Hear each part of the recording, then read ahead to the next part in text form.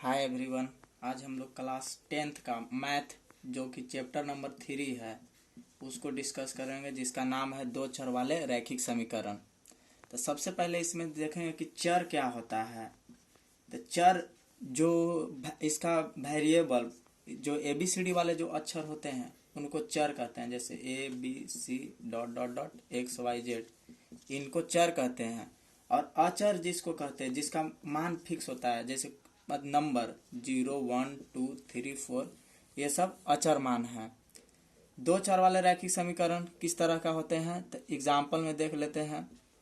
जैसे दिया हुआ रहेगा, मान के चलिए कि 2x प्लस 3y बराबर 6 रहेगा, और एक रहेगा 4x प्लस मान के चलिए 5y बराबर 9 रहेगा। तो इसमें देखिए कि दो गो चर है, एक x है और एक y है। इसी को हमको आज सोल्व करना है कि किस तरह से सोल्व किया जाता है। और इसमें एक और बात आ रहा है, रैखिक। तो रैखिक समीकरण वे समीकरण होते हैं जिसका घात 1 होता है और इसका जो रूप होता है प्रकृति वो ax प्लस b के बराबर 0 के रूप में होता है। अब है कि दो चर वाले रैखिक समीकरण को किस तरह से हल करते हैं। तो इसको हल करने के लिए मुख्यतः 4 विधि प्रयोग में आती है। पहला होता है विलोपन विधि, विलोपन विधि जिसको लुप्तीकरण विधि भी कहते हैं। और दूसरा होता है प्रतिस्थापन विधि, प्रतिस्थापन विधि। और तीसरा होता है ब्रजगुणन विधि, ब्रजगुणन विधि। और चौथा होता है ग्राफीय विधि, ग्राफीय विधि। तो मैं आप लोग के एक ही एग्जाम्पल से चारों विधि समझाने का प्रयास करूंगा। सबसे पहला आ जाइए कि विलोपन विधि में होता क्या है, किस तरह से समीकरण को सोल्व किया जाता है। तो मान लेते हैं जो हम लोग एग्जाम्पल लिए थे उसी को ले लेते हैं। 2x प्लस 3y बराबर 6 है और 4x प्लस 5y बराबर 9 है। तो सबसे पहले इसको अगर सोल्व करेंगे तो मान लेंगे कि यह समीकरण फर्स्ट है, यह समीकरण सेकंड है। तो 2x प्लस 3y बराबर 6 है और 4x प्लस 5y बराबर 9 है। तो इसमें आपको क्या करना है कि कोई भी एक वेरिएबल का, चाहे x हो या y हो, दोनों में से किसी एक को लुप्त कर देना है। तो लुप्त किस प्रकार से कीजिएगा, तो यहाँ देखिए कि 2x है और यहाँ 4x है। तो समीकरण फर्स्ट में किससे गुना करेंगे कि 4x आ जाएगा। तो समीकरण फर्स्ट में 2 से गुना कर देंगे तो आ जाएगा। तो लिखेंगे समीकरण फर्स्ट में 2 से गुना करके समीकरण सेकंड के साथ घटाने पर तो यहाँ आप 2 से गुना कर दीजिए, अभी सेकंड हो ही गया। तो आ गया 2 दूनी 4x प्लस 3 दूनी 6y बराबर 12। अब यहाँ से है 4x प्लस 5y बराबर 9 है। ये घटा दीजिए तो घटाव में क्या होता है कि चिन्ह चेंज होता है। इसके आगे कुछ नहीं है तो प्लस है, प्लस चेंज होगा तो माइनस हो जाएगा। अभी प्लस है तो माइनस, ये प्लस है तो माइनस, ये कट जाएगा। यहाँ से आ गया 6y में से 5y गया तो y बच जाएगा और यहाँ से बच जाएगा 3, यानी y का मान कितना आ गया, 3 आ गया।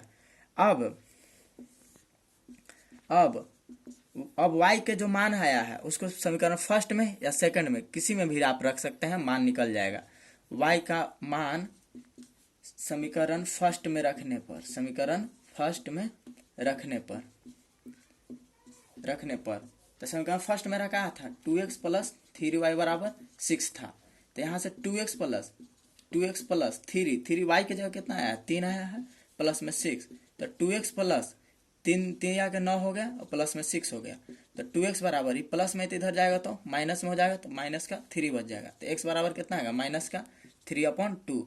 अर्थात x का जो मान है वो माइनस का 3/2 है और y का जो मान है वो 3 है। यही आपका आंसर हो गया।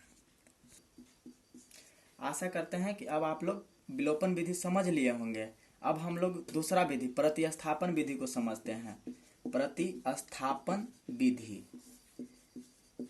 तो इसमें क्या होता है कि आप किसी एक समीकरण से उसको पहले मान निकाल लीजिए। जैसे मान के चलिए कि हम समीकरण फर्स्ट से चलते हैं। तो समीकरण फर्स्ट मेरा क्या था कि 2x प्लस 3y बराबर 6 था। तो ये हमारा समीकरण फर्स्ट था। और समीकरण सेकंड मेरा कौची था कि 4x प्लस 5y बराबर 9 है। समीकरण सेकंड है। तो आप पहले समीकरण फर्स्ट या सेकंड से एक्स या वाई किसी का भी मान निकाल सकते हैं। तो हम पहले क्या करते हैं कि समीकरण फर्स्ट से एक्स का मान निकाल लेते हैं। तो समीकरण फर्स्ट से एक्स का मान निकाल लेते हैं। 3y बराबर 6 है, तो 2x बराबर 6 माइनस ये हो जाएगा 3y हो जाएगा। तो x बराबर क्या हो जाएगा 6 माइनस 3y, ये गुना में इधर जाएगा तो भाग में हो जाएगा। ये x का मान होगा, इसको मान लीजिए समीकरण थर्ड। अब चलिए, अब आप जो अगर समीकरण फर्स्ट से मान निकालते हैं तो आपको समीकरण सेकंड में रखने पड़ेगा। अगर आप सेकंड से मान निकालते हैं तो समीकरण फर्स्ट में रखने पड़ता। तो यहाँ लिखेंगे अब समीकरण, अब x का मान समीकरण थर्ड में सेकंड में रखने पर तो सेकंड मेरा क्या है कि 4x प्लस 5y बराबर 9 है।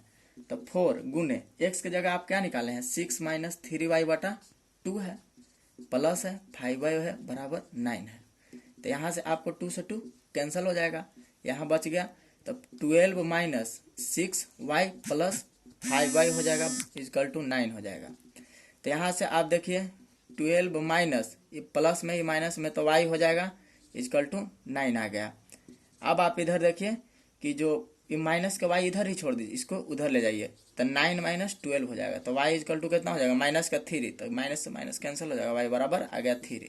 अब पुनः y का मान समीकरण थर्ड में रखने पर समीकरण थर्ड क्या था आपका कि x बराबर है 6 माइनस 3y अपॉन 2। तो 6 माइनस 3 गुने y का मान कितना आया है 3 आया है अपॉन 2। तो 6 माइनस 3 जा 9 हो गया अपॉन 2, तो माइनस का 3 अपॉन 2। तो यहाँ से भी आपका कुछ आ जाएगा x बराबर माइनस 3 बटा 2 और y बराबर भी आपका आ जाएगा 3 आ जाएगा।